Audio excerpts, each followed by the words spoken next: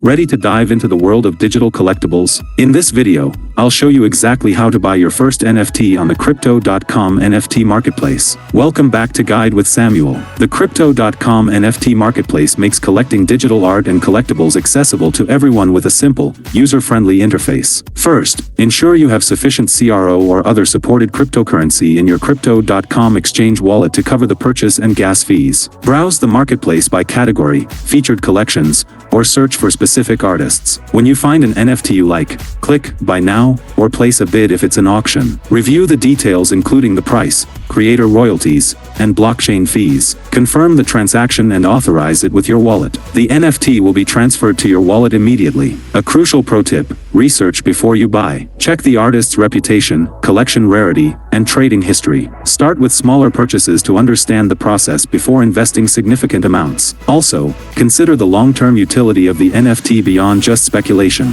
And just like that, you've entered the exciting world of digital ownership. Buying NFTs opens up new possibilities for collecting, investing, and supporting creators. What type of NFTs are you most interested in? Art, gaming, or utility NFTs? Let me know below. To monetize your collection, subscribe for our next video on how to sell NFT on Crypto.com. Thanks for watching.